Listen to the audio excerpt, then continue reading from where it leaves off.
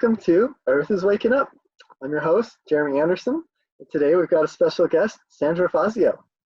Hi. And a little on Sandra, she's a conscious parent, life coach, author, speaker, and human design guide. After consciously leaving the corporate world in 2012, when her daughter turned 1, Sandra Fazio began letting go of all she thought she needed to do and gave permission to the universe to let be what was meant for her life.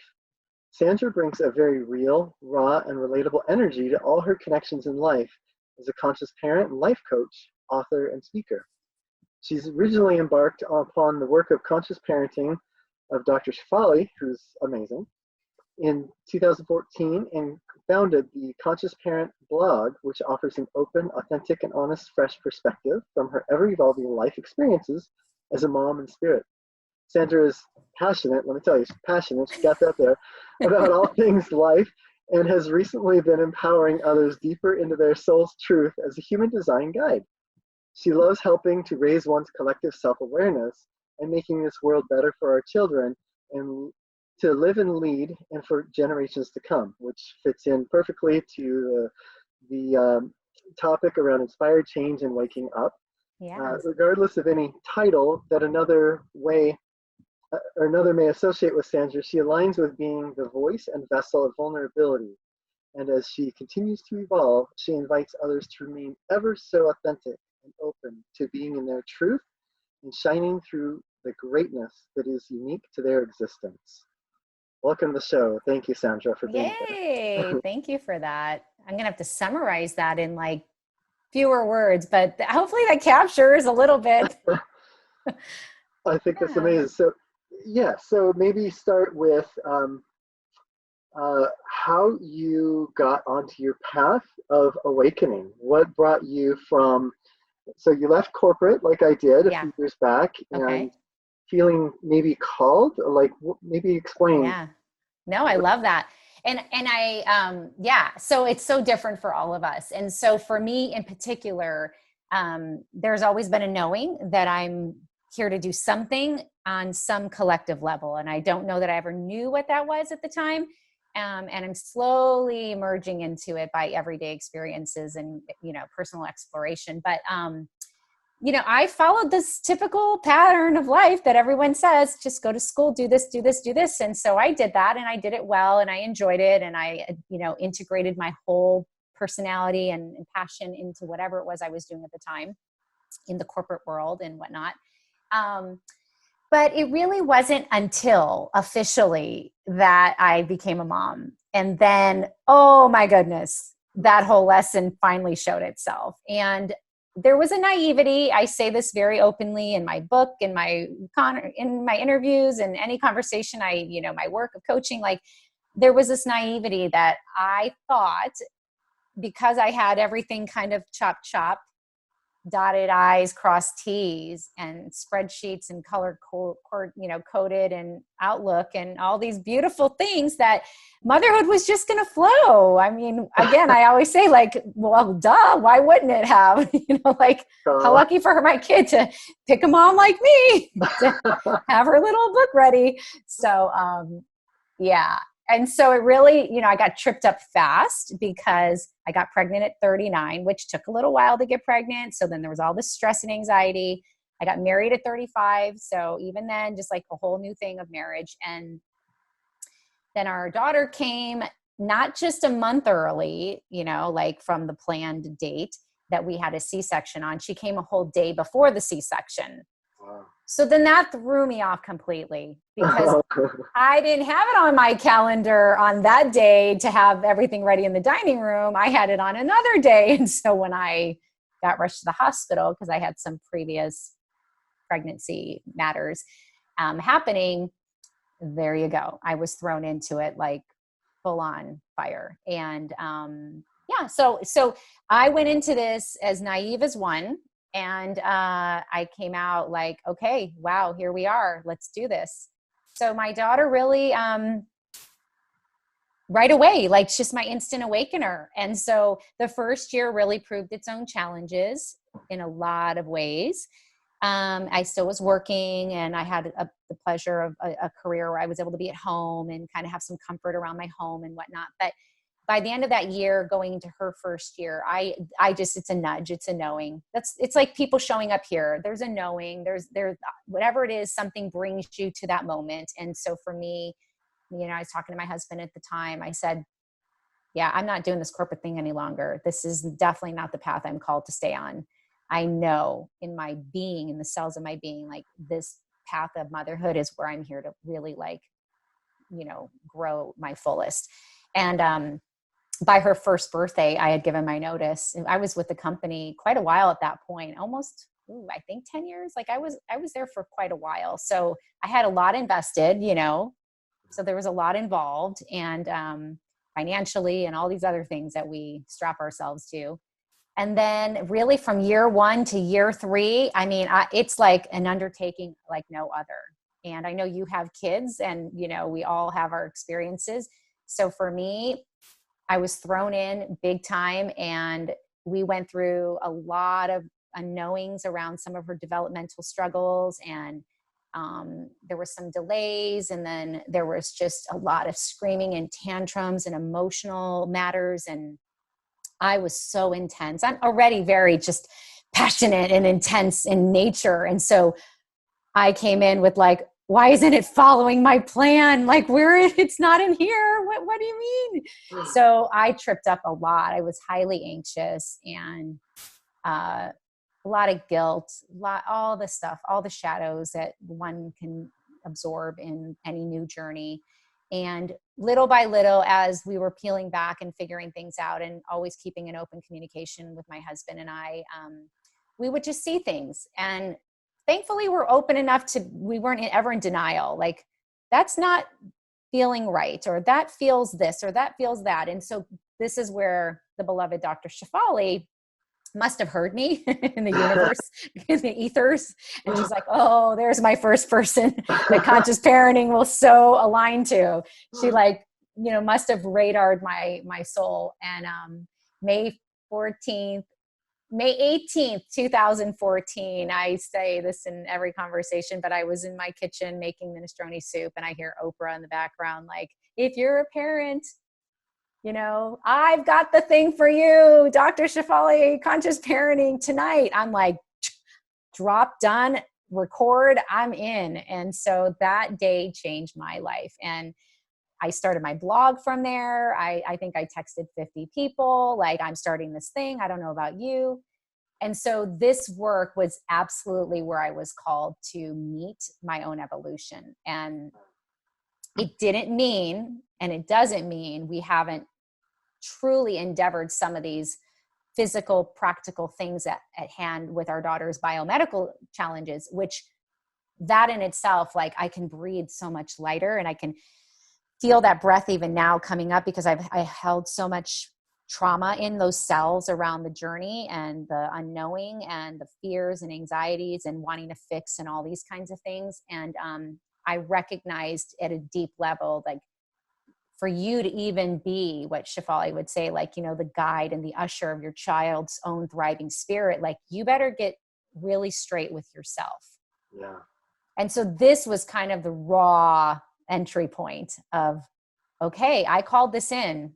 Like, I dropped all my defenses when I knew I quit my corporate world, and I said, universe, I'm ready. Like, something's got to give. And here I am. And it said, great. Yeah. Here it comes.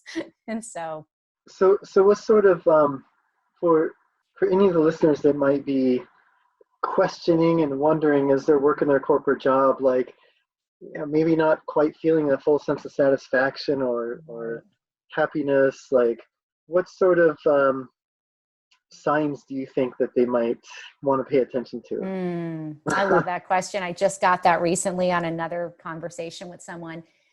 And it throws me into a little bit of human design, which I don't want to jump to just yet, because I know I want to talk to you about that, but it's a very guiding question into human design.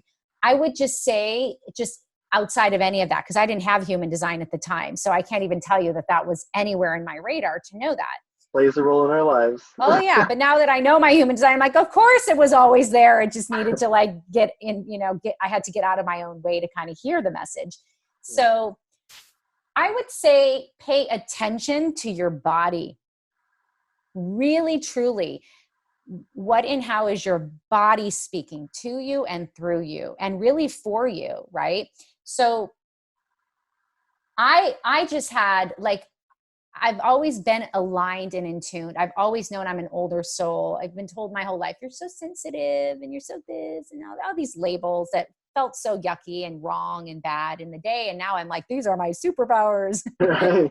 I'm like, yes, this is exactly what I'm here to do, and I'm going to empower people in their superpowers. But at the time, it was about really getting real with what was coming up at a cellular level for me. And sure, it's not like financially we had everything. I mean, I was the breadwinner at the time. I mean, so this wasn't like, oh, we had all this, free access here. I mean, we had to make conscious choices to the kind of life we wanted to lead and how we wanted to show up in our child's life.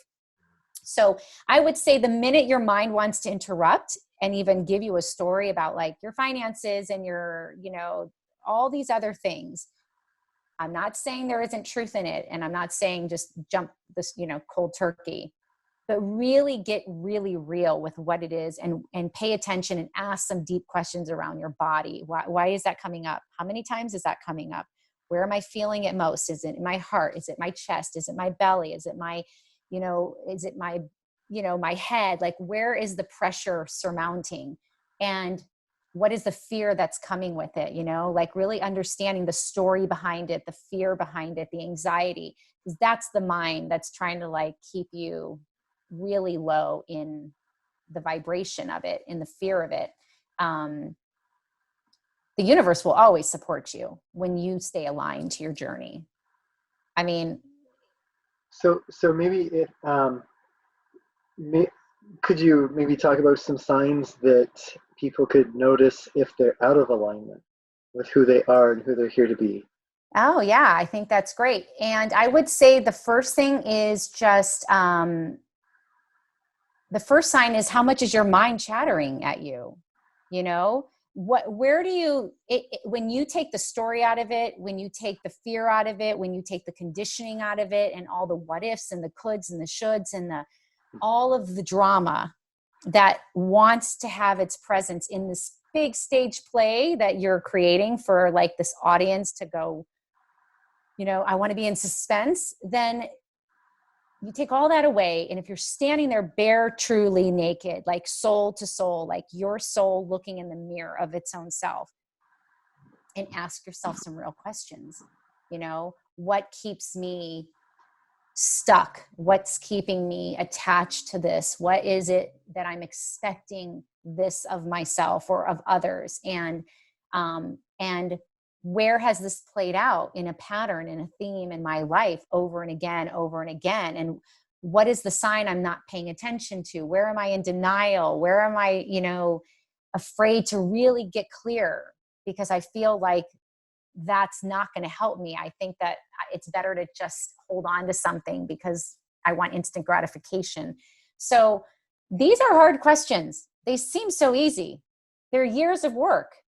And I don't care how many years I've been doing this work, Jeremy, all the time I'm asking these questions. And it's hard to self-therapy yourself. Yeah, it's definitely a practice. And Oh, yeah. and getting into situations where you're like, crap, how did this happen? And then, I can ask these questions and start to pull yourself back out. It's this constant remembering of what we have been learning and putting it into practice, because learning it here only goes so far. It's putting it into practice where we really learn and embody it more fully. Absolutely. And this is where human design becomes a divine imprint mapping for one to experiment with, and learn back to themselves what that is. And I can share more about it. I don't want to jump too far ahead, but let me know if you feel that.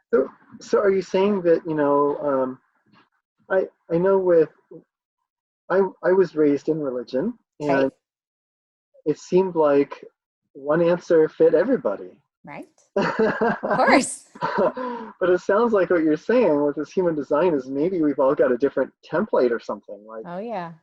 we're not just one size fits all. Like, Could you talk a little about that? Yes, I love that. You're so insightful. Look at that. And that is so part of like when I share like the whole journey of human design with people, or I do readings with them, I keep coming back to like, it drives me bonkers when I see everybody pitching this like one size fits all, exactly like you said, but it's so true. Like, this is the one strategy. This is the only thing you need to do. These are the 5 steps you need to take. Like, I come out of my skin. I get so talk about passion. Like, I'm like clawing at those like things. I'm like, stop the presses. You're not saying it correctly. You're taking people more into the vortex of their fears, It's empowering. So, oh my gosh. So I think it just starts with the simple understanding that we truly are all really unique. And yet we've come from this homogenized system, conditioning, environment, culture, society, belief system that we're all the same. Yeah. If you talk and I talk, you speak English, I speak English, we, have ears and fingers and toes, whatever the external is, we must all therefore be the same. Yeah. And it couldn't be farther from the truth, in the sense that we all came into this form of life called the physical body, the self, and whatever that looks like, different for each of us, no greater, better, less or more, good, bad, right or wrong. We all incarnated in this physical form of our being, of our self, of our physical self, from our soul, like from the journey of our soul that one can look at very abstract and say, that's really too deep. Like, I can't even think to go there. Like, my husband, he's very concrete and very grounded. So like the minute I go there, he's like, yeah, you lost me. Right. So that's what makes us a good balance. I always say I'm the sky and he's the ground, and somewhere we have to find the middle. So it's kind of a fun thing to go through together.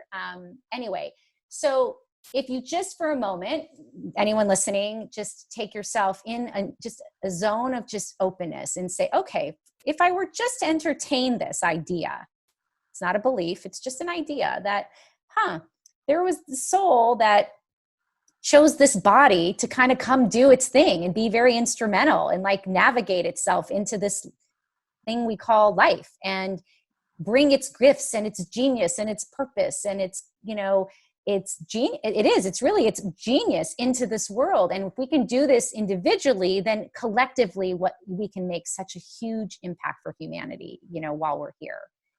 And so we technically have forgotten this, because in the process of evolution, the mind came online and trumped everything that the body ever intelligently knew of its own self. So then now we're all surviving from the cortex of this mind, of this energy space.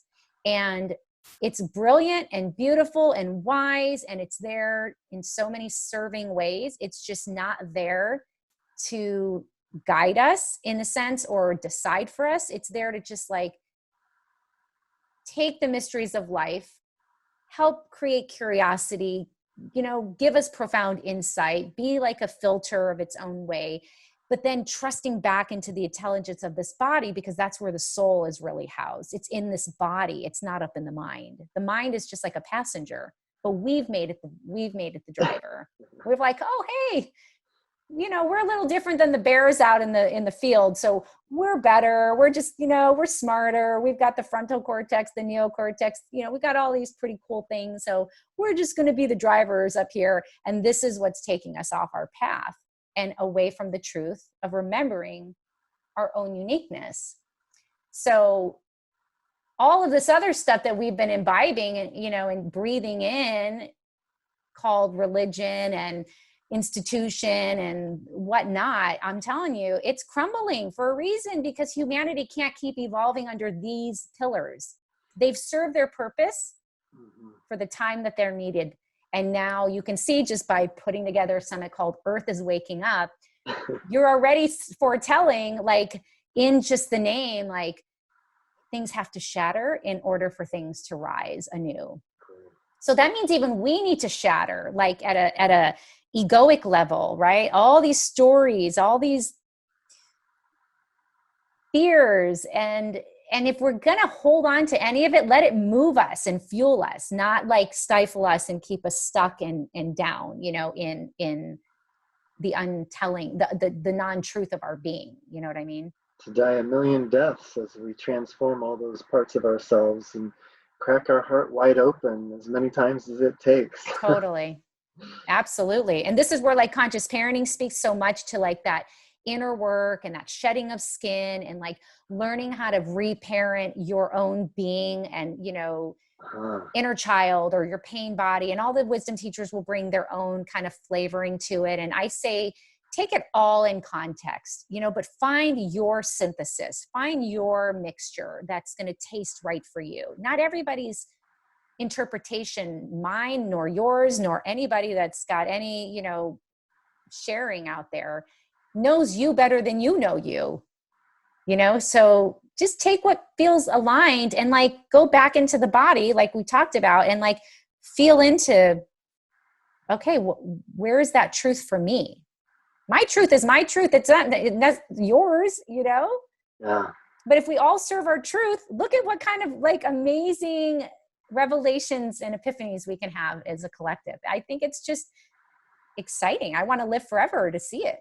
Right? And to give ourselves permission to have our own truth and not just take somebody else's. Totally. That was a huge lesson for me getting out of religion. Yes. And finding what worked for me. And it wasn't what other people were telling me.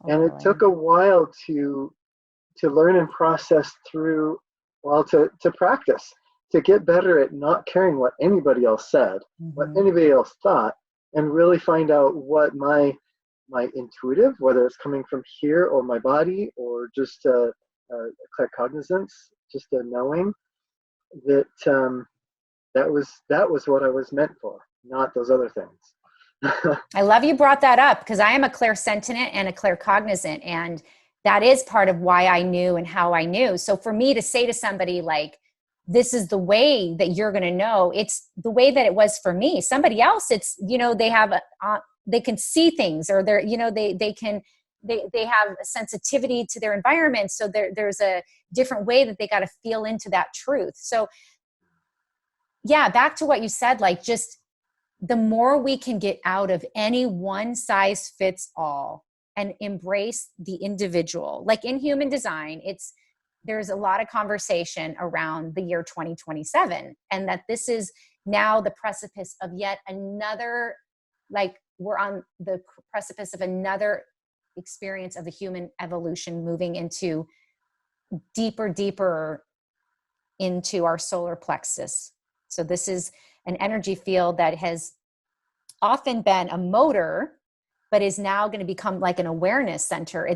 We're going to see a lot of mutation happening. And this has been like years and years ago that it's been people shared prophecies on it and based on ancient wisdoms and things like that.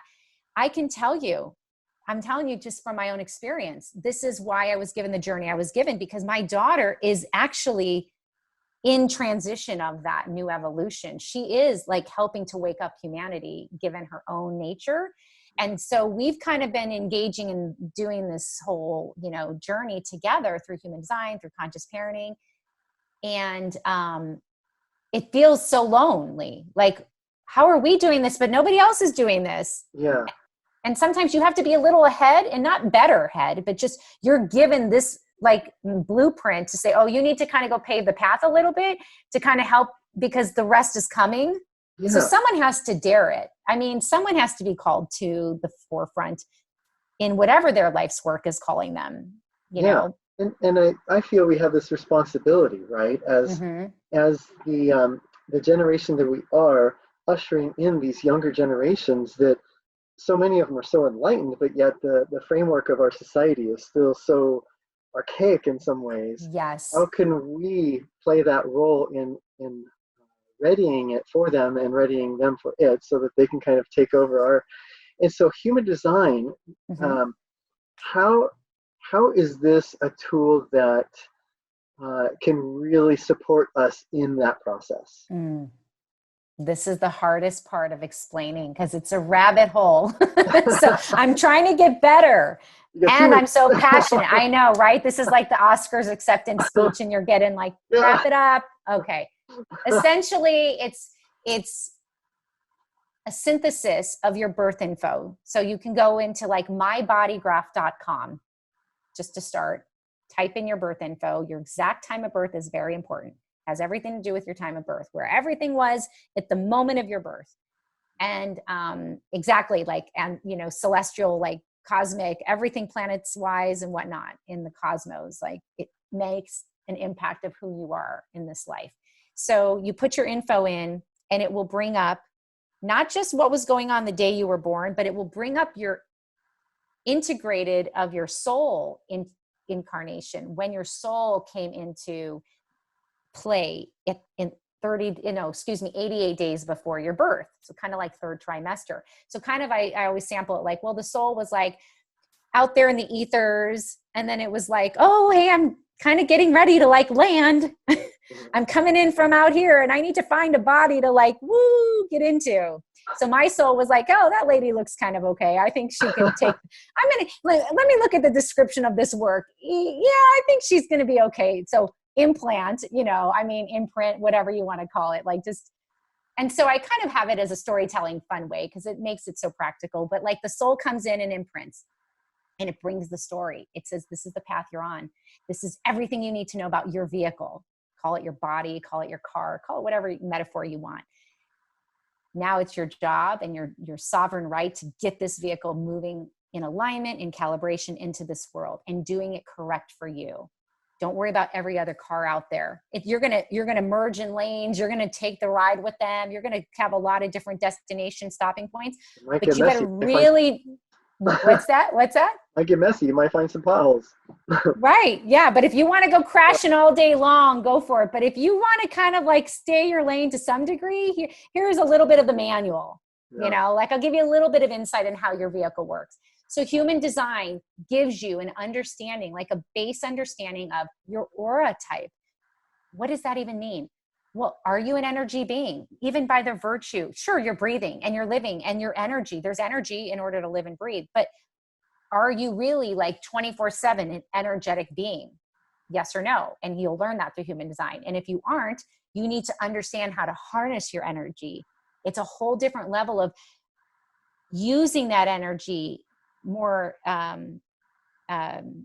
acutely, if you will, or just more with greater awareness than just assuming you have it and you're giving it out and then you fall flat and you're exhausted. Not everybody is here to work. More willpower. Right. Willpower, sacral energy, So it gives you a unique insight to your soul's mapping and how your vehicle is here with your aura, with how you're here to make decisions with your inner authority. Again, not the mind. The mind is beautiful. It's here for a lot of reasons. Every one of us has a different way of how we make decisions. It gives you insight to where you're conditioned, where you're living incorrectly from what they call the not self, which is most of all of us, which is why we're doing what you said, like it takes a long time because we have to decondition out of who we aren't so we can get back to who we are. Yeah. And that's really, so when you get to that point, whatever that path looks like for you with whatever modality, with whatever you're willing to kind of, bring on your journey or be open to, then it's so natural. It's like, I don't have to work so hard. Like, duh, this was always who I am. I've worked harder not being my true self. And we've been told like, you have to work so hard and like, it shouldn't come so easy. And so we then become so misaligned because we've been trying to be people we aren't. And then our energy senses that. It's very, very wise. That's the body's intelligence. Yeah. It knows, no. And that's your gut, or that's your emotions, or that's your, spleen, or something that's speaking to you. And it's like, and then the mind's like, oh, really? And it wants to be what they call the spokesperson. It wants to get in there and go, no. You're not doing it right. And it wants to dominate because as a species, we've given full control and power. Which instead of based on our nature, our internal wiring, it's based on our past programming. Oh, yeah. Right? And this is so exactly. And it's because anywhere you're open, meaning you've got any kind of non-color going on in your human design chart, instantly it's like susceptibility, vulnerability, like you become so open to ingesting things that aren't yours. And the universe didn't do that to like screw you over. It said, these are open for a reason. There's a reason these are open, because there's wisdom there for you to learn and to kind of experience. So make sure you understand why you have any of that open. So I have a thing in human design. It's called the self. Well, we all have it. It's the self center. It's the diamond right in the middle. It's yellow. If you have it colored in, it's defined. It means you have a good sense of self direction, who you are, the path you're going on. You know, like you just have a good sense of who you are for the most part, unless you've been really falsely conditioned out of it. So you have a hard time, like probably following other people's paths. You're just like, this is who I am. This is the path I'm on. And really the question is that the person would ask is, do you accept me for who I am? Because I accept me for who I am, right? Like I'm good with who I am, but do you? Because usually people that have it colored in, they're pretty assured in that sense. And so then the people that don't have it colored in get amplified. And then they're like, shh, you're too loud. Dim your light a little bit, you know? Don't be so self-assured about who you are. Like, right? It's uncomfortable for me, right? Like, why do you know who you are? And I don't know who I am, kind of thing, right? And someone who has it open, as I do, and this is part of my deconditioning, and I'm so in the power of the wisdom now and loving it. However, it's taken almost 5 decades to finally get this, okay? So for years, the question was, who am I? What's my purpose? Where am I going? And am I lovable? But this is all BS. This is all the mind. This is all the not self language that's trying to make me feel like I'm missing something. Like I need that. And so if I'm in someone's space that has it, I might be like, suck it in, feel so amplified. And then I leave and I go, yeah, I'm not Tony Robbins today. You know what I mean? I'm Sandra Fazio. Like I wasn't meant to be Tony Robbins, you know? So the wisdom for me is never to know who I am all the time, 24/7, everywhere I go. I'm really a chameleon. I'm supposed to be, I can adapt, but my environment is huge so that my adaptability plays into that correctly. So it sounds like human design has helped you to get a better sense of how you're designed so that you can step more into your power instead of Yes, not noticing when you're trying to be somebody else. totally. Beautiful synthesis of simplification. Look at you. You're so golden like that. Yes, I'm giving the meat and the juices, like full on examples, and people aren't even looking at a chart. But yes, it's really back to self-empowerment, like guiding you back to the truth of you as you came into this life, as you are, and recognizing how that can only guide you deeper into your illumination. And so it's one aspect. And there's so many things to unfold in that alone. But it's some people, like one teacher named Shaitan Park, and he refers to it as a self-remembering tool. Like our soul always has known this. And it's almost like finally, I always joke, I always think that the soul's like, duh, like, thank you for finally waking up. Yeah. Like you've been asleep for too long. Right. I've been working too hard here trying to get my message to you. And like, you've had me on some checked out noise of some sort. You know? Yeah. So, okay. So there's a quote I heard years ago from Deepak Chopra. Yeah. That it took me, I think, years to start really getting what he was saying. Okay. But for some reason, it stuck in my head anyways. Yeah. And it was that, this is to tie it in with the conscious parenting. Okay. He said that when we raise kids and give them nothing, yeah, they'll turn out perfect. Okay. And, at first I was like, okay, so like don't spoil them with all the physical stuff, toys, Sure. whatever. But I was like, well, it seemed like there's got to be some other meaning to that. And over the years, I started to realize, because so many of us parents, I mean, all of us parents, yeah, give a lot of our baggage to our kids. Yes. A lot of our emotional baggage and traumas and all that we've carried our whole lives, and that we haven't worked through and cleared.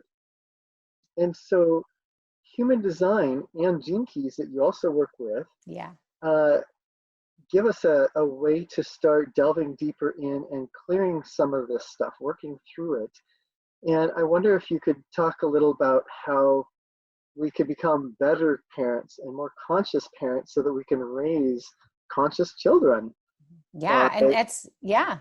these I techniques. love the way that you brought all that together, because it's the nothingness of things, right? But we go into physical and tangible because we're so material like in this Yeah. world, right? But he's really like saying, like, even energy, like, don't give your kids the baggage, the energetic baggage. And to me, that's what the beautiful exchange is in all of these teachings, is that when we really just understand foundationally that we're all energy, we just manifest it in this physical world.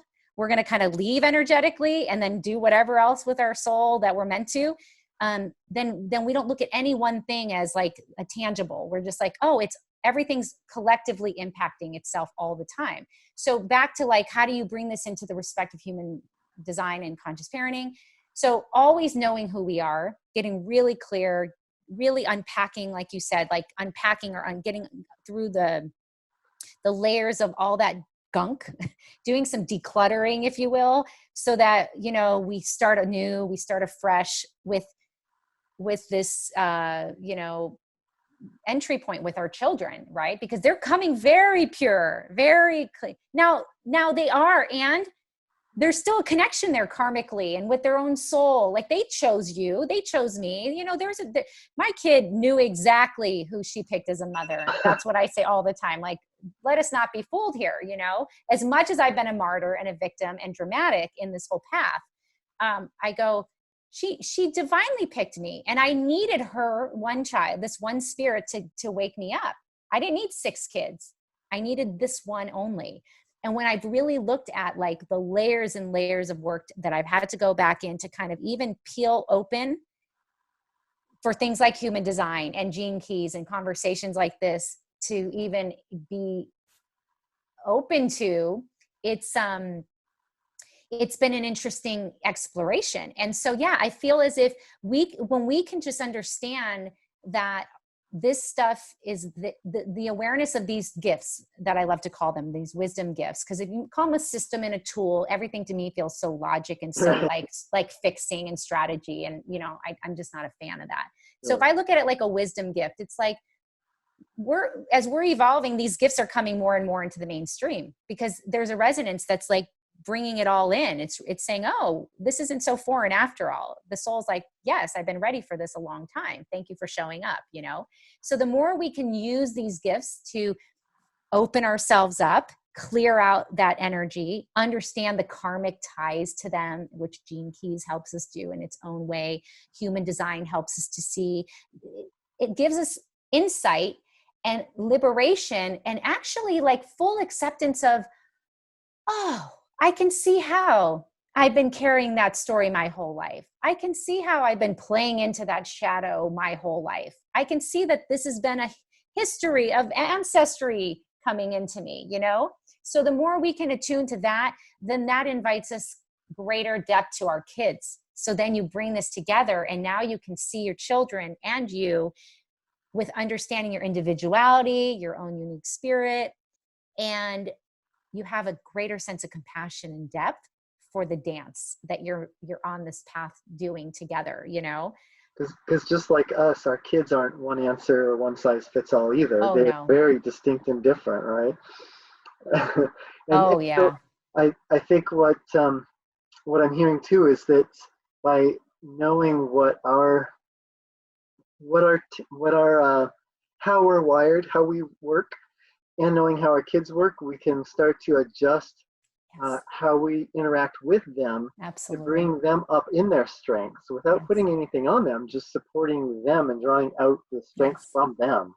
Yes. We get to illuminate now their genius and their, oh, I can see that my child doesn't do well in this kind of pressure, or they have a greater capacity for vulnerability in their emotions because it's open. And so I need to understand how to move that. And when you become attuned, it really is about individual attuning, to your child. But if you don't get attuned here, you can't connect fully into them with the same awareness. There'll still be some projection. It has to be doing this part. And I don't feel that there has to be do it and then perfect and then get to your kid. You're doing it together. You're doing it in tandem. It's like, it is a constant, it's like a dance that you're just doing it. I mean, I didn't have human design with conscious parenting. now I have human design and conscious parenting and gene keys. And I'm here to tell you, I still screw up. There's a lot to try to like keep together, Right. you know? So Yeah, totally. So you do readings on human design, and what could someone expect to, um, how could they see their life shift by having a reading? yeah. So I call them foundation readings just because it's a rabbit hole of something to learn. And I haven't delved into it to the nuances, though I have a lot of awareness, and I have a gift in my own human design of how I can really bring things together in practical, distilled ways. So I can make it conversational and bring it practical into people's lives. But what I can do is I can shine a light into from their design. I can shine a light into their aura, into their type, guide them into what does that even look like? What does that mean? How does that work for them on a daily basis? How does that work with interaction in all parts of their life? It's called strategy and authority, you know, what giving them an insight to how their strategy and authority, the way they make decisions works, and where they're susceptible mostly, like where are those open areas where they're probably getting most tripped up in the not self. And so giving them some insight to that. And then I kind of touch into the profile, which is kind of the costume, the role that you're wearing in this world, how you're here to like bring to life the personality, the role of your human design, and how does that harmonize or not harmonize with certain people, and what does that story tell in and of itself, and how does that play in the bigger picture of the path you've been called on to. So then this is where I love to integrate gene keys. I love the simplicity of the way the gene keys kind of breaks down the purpose of one's life through its own system or wisdom insights. And so it gives people kind of a whole picture of, oh, this is my aura type. This is how I'm here to kind of use it. This is how I'm supposed to interact. This is how I'm supposed to share it. And ultimately, this is my purpose. And sometimes you'll find, most of the not, Jeremy, people are like, yeah, that totally resonates. I've known this my whole life. I'm like, of course you have. It's like, you just needed to be reminded. And so there's a lot of liberation and a lot of ahas and a lot of, at least I know for me, I breathe so much lighter because I've fully accepted this gift of my being with such depth of self-love. And I am so compassionate with all the human faults that come with it. And I just keep reminding people and giving them permission, like, just have grace with both, Yeah. you know? Yeah. I loved when I got a reading that it seemed like it gave me so much confirmation of what some of my strengths and weaknesses were and Yeah. why. And it wasn't just because I was somehow not good enough. Right. Because that's not true. Of course you're good enough. Just being here, you're good enough. Yeah, and it was just super supportive for me in that way of feeling, I don't know, I guess approving of being more compassionate with myself as a human, and that some of what my strengths and weaknesses were, and how I can start to work through some of those and utilize my strengths, you know. Absolutely. And it's not like an Enneagram or a Myers-Briggs. You know, a lot of people ask like, well, is it like a personality test? No, it's really like, this is the imprinting. It's like now. Yeah. And what I love about gene keys is, while human design is its own feeling, and, you know, you have to adapt in the way that it came into this man and how it got interpreted and shared, it has a little bit more of a science mechanical air to it. And he focused a lot of years on the deconditioning side of things than he did more than like the true self. And gene keys, I feel like, beautifully integrates, because it came through human design. Yeah. What I look at, I almost think of it like human design is kind of my map, but then gene keys is like my dimensional pulling up, like my 3D life. It's like the living organism of the wisdom that's brewing in you, the highest frequencies that we all have at a genetic level, because it touches a lot about the genes and stuff. So I love the integration of both, because one feels more yang, one is more yin, and it's exactly the perfect harmony of us as energy, yin and yang. Yeah.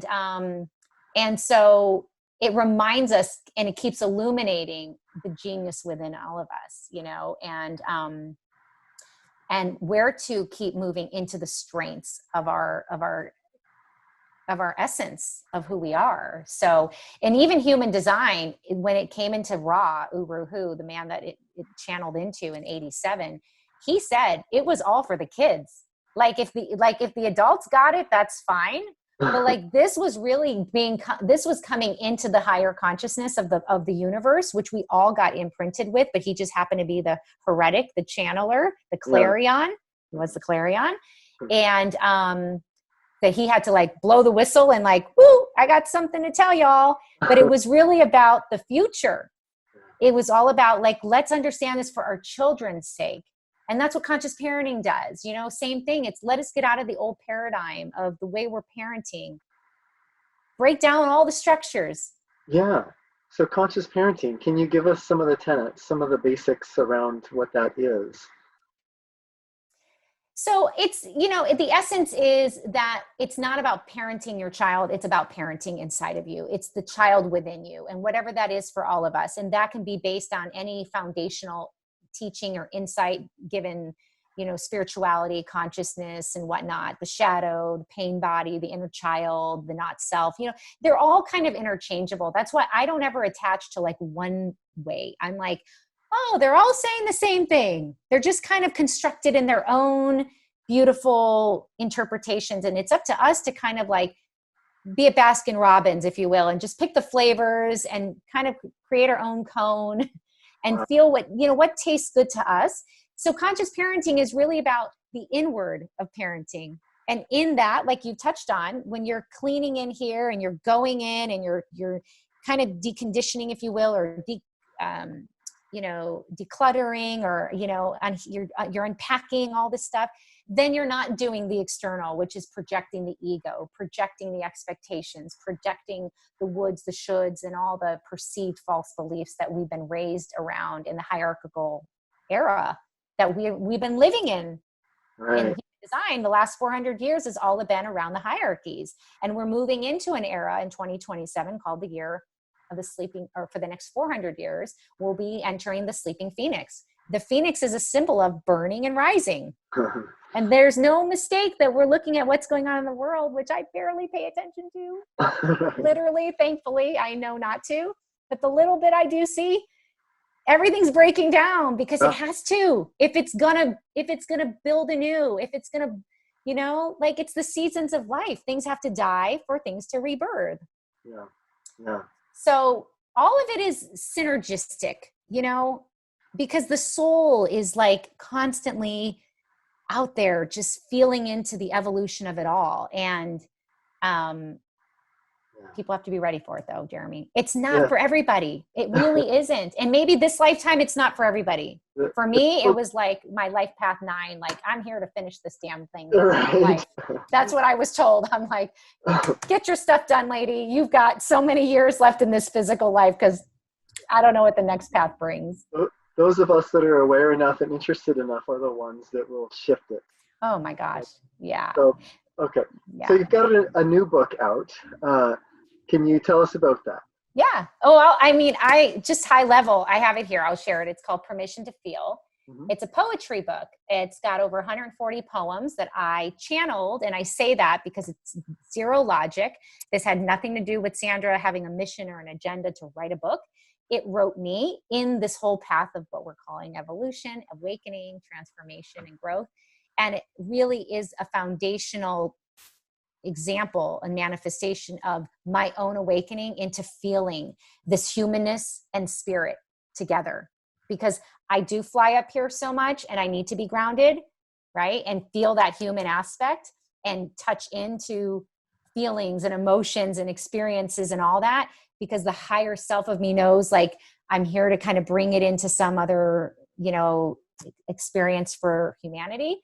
And so this really birthed out of me over 2.5 years when I was endeavoring a lot of struggle around my daughter's biomedical journey with her health, and all the coulds, would, shoulds, egos, conditioning, beliefs, everything we're talking about was playing so in me. And this became my portal. And so I would just sit on my phone. I didn't even know where the hell it came from. And I would just write poetry and hit send, and it'd show up on Facebook. And I did this over 2 years. Wow. And people would say, I hope you're writing a book. And I'm thinking, Do you even know my life? In the drama of it, you know, in the martyrdom of it, in the victimhood of it. I don't have time to write a book. And I'm like, in the meantime, it's writing itself. And after, 2.5 years, I finally was like, Sandra, pay attention to the whispers. Get this together. Like, this isn't yours to have. This isn't about you. You're just a portal. Like, let this help humanity. So it showed itself. Because I just wrote a poem recently too. I was way too tired to be using my brain for it that night. And because I think I had maybe 3 or 4 hours of sleep the night before, and I don't function very well when I don't have enough sleep. Yes, of course. And this was the next evening, and I was just like, but it's like the words were showing up. Well, okay, I'll just write it a line at a time. Amazing, right? So maybe we share some I'm sure it's somewhere in that human design. You've got this channel, and then I get it. Like, it's so, I can't not see it when I hear things. I'm like, wonder if you have that, you know, and then I pull it up and I'm like, look at that. Call me psychic. I don't care. But yeah, so it's out there, and it's really, it's a vessel of helping humanity and the hearts of humanity heal, whatever that is. It covers everything life. I mean, I just can tell you a couple of topics in closing, but it has, I call them permissions. I don't call them table of contents. Oh, and our beloved Dr. Shefali wrote my foreword. Very nice. So that was exciting. Speaking of Dr. Shefali, so my permissions category, I have forgiveness and love, pain and purpose, resistance and acceptance, lack and abundance, life and loss, being and doing, difference and oneness, truths and beliefs, parent and child, vulnerability and empowerment, trust and patience, silence and reflection, and trials and transformation. Wow. It covers the canvas of life. It's not just about Sandra at any level. I just happen to be like the person that it all worked through. And I was like, oh, that works for you. That speaks to you. Good. I'm not alone, you know? Yeah. So after I'd have like a really bad day, or I just yelled at my kid, or I went into my could, shoulds, and why are you doing coaching when you can't even get your own stuff straight? Like, I'd call myself out, and then I'd write, and then I'd cry. And then everyone's like, you're speaking to me. And I'm like, okay, I'm healed. I mean, I say it like it's not that fast. Yeah. Yeah. But I bring a reality to it, because I don't want anyone to ever, at least when you meet me, I don't want you ever to think I figured it all out. I'm no expert. I'm here to constantly share the experiences. And I really hope that it finds you and resonates somewhere in you to empower you into your own greatness. Really, that's the mission. Great. It sounds like that could have been final words, but there it is. Yeah, there. See, it just ended itself. I'm good. No, this is lovely. It's been a joy. I love the connection, and I'm so excited for what you're doing, and you're daring to put out there this gift of your own. And I always find it so fascinating. I love being invited on and sharing, and because of you, there's a platform. And thank you, because there's a lot of work that goes into these summits. I know. Yeah. Thank you so much, Sandra, and thank you for being on. Thank you for doing your work and the work that you offer the world, and being you, and because being you is enough, and being me is enough, and that's right. I'm learning that more and more, and yeah. And I think, and for all the listeners that are listening, being you is enough. Amen. I appreciate the opportunity to have the listeners on listening to this conversation as well, and my hope is that it's there's something here that might bless everyone's lives that's listening. So I love that. Yes, however you found resonance, be with it, enjoy it, know that there's no accident. It's a very divine intervention of this moment, and so trust into it and see where it goes from there. Yeah. Thank you so much. Thank you, Sandra. And for Sandra's offering, there will be a link. Go ahead and click the button and enjoy. And thanks for being willing to be curious and take your life to the next level. Absolutely. Much love. Bye, everybody.